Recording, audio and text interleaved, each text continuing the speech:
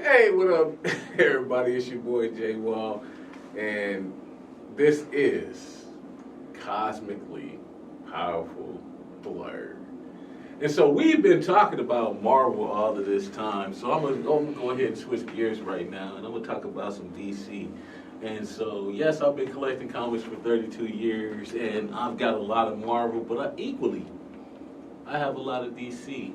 And so we've talked about the Fantastic Four, we've talked about the Beyonder, and I want to clear up something. If you've watched all of my segments so far, let's make this clear. I'm talking about the 1984 Beyonder. I am not talking about the new and the Beyonders. And if you don't know the difference, go ahead and go Google that. There's the Beyonders, and then there's that 1984 Beyonder. We talked about Agatha. But now we're going to get into somebody in the DC universe. Now I'm gonna make some points. I love JLA, and that cartoon, that is one of the best cartoons I've ever seen. A matter of fact, DC just make great cartoons. I don't know, I wonder sometimes how come they don't hire the people who make the cartoons to make the movies. I'm pretty sure some of y'all done wondered that too. Like, hey, these are great cartoons. Man, the movies, man, not so much. And so, this is going to be a cheat. And I know people are going to have a lot to say about this. Especially when we talking about Michael. Or we talking about Lucifer Morningstar. But, So, let me give a little short thing. There are two people. One in the Marvel Universe. One in the DC universe, who we all know are the most powerful beings created, right? And so when we talk these things about who's the strongest, who's this, who's that, there are two people who rise above each and every time. And if you don't know who they are, go look it up. Hit me up, make a comment, shoot me a message. We can talk about it. But there's that one above all. Hey, you know who I'm talking about in Marvel. And then there's who? There's the presence, right? And so we're talking about the presence, right? And you're thinking about who's the strongest. I mean, hands down, it's the presence in DC. And I'm going to say something very, very controversial. And I want you to talk about it. I want you to try to correct me, to think that I'm wrong.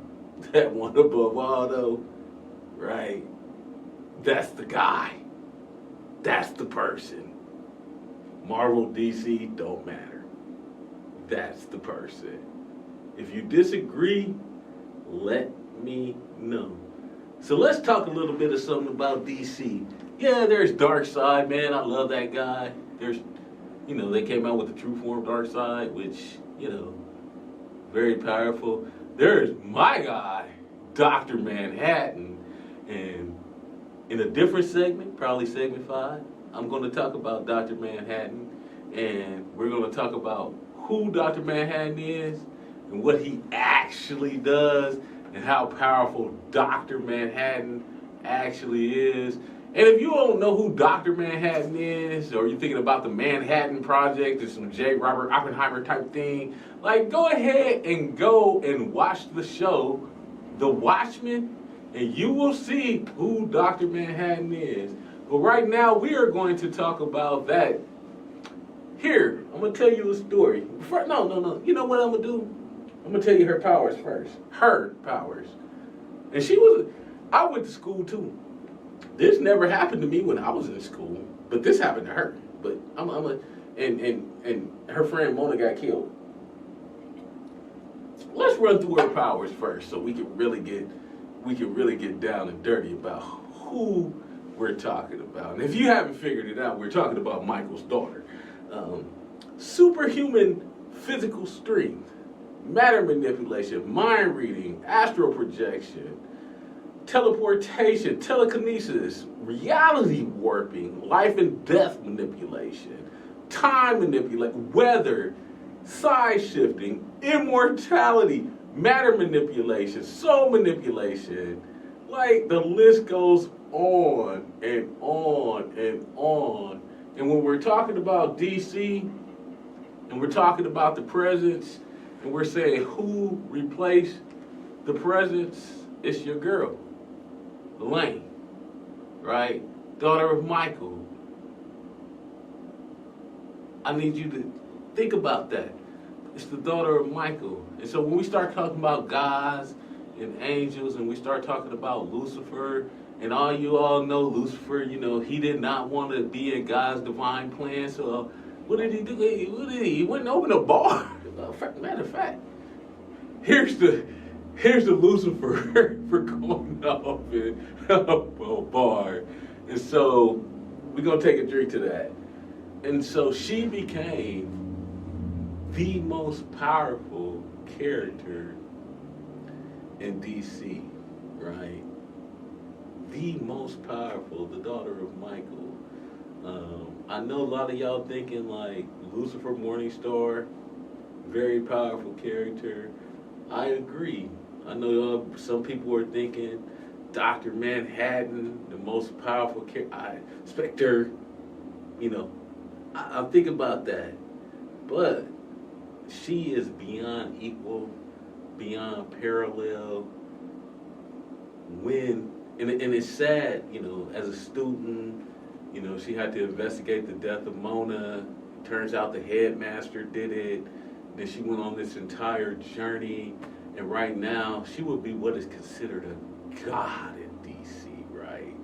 And so when we think about everybody who dons DC, everybody who we've seen, whether that's in a comic book or a movie, she is badass, right? Badass. I know I am looking forward to see where she goes. I know you are looking forward to see where she goes. But in the grand scheme of things, she could be considered a god in the DC universe. And don't get me wrong, I love Lucifer. And that may sound a little weird saying I love Lucifer, but we talking about Lucifer, the DC person. We ain't talking like Lucifer. I mean, we mean Lucifer like DC Lucifer, right? The Lucifer who, oh my God, I don't want to go with God's divine plan, and oh my God, take my wings, and then, oh my God, I've had this change, and then I've got to go get my wings. We're not talking about, we're talking about Lucifer Mornings in the comic book, right? He's badass. They're all badasses, but they cannot compete with her. So, my thing to you all is, hey, do you agree? First of all, do you agree she's the most powerful? Because it's kind of like cheating. It's kind of like saying, who's the baddest ass? The presence. Of course, right? And since he imparted his powers upon her, it's kind of like cheating, ain't it? So, we gonna talk about, hey, who really, besides the gods, right? Who really is a badass? And I'm going to tell you something. I think it's Dr. Manhattan. And I want somebody to disagree with me that it's not Dr. Manhattan. When we go past this godlike status, when we go past Michael and Lucifer, who's left? Dr. Manhattan. That's who. So this is your boy Jay Wall, Power of the Cosmic Blerd. We're going to talk about Dr. Manhattan, that guy. Go watch the series, cop the comic book, disagree, do what you do. I'll be here. I'll see you in episode 5. Peace.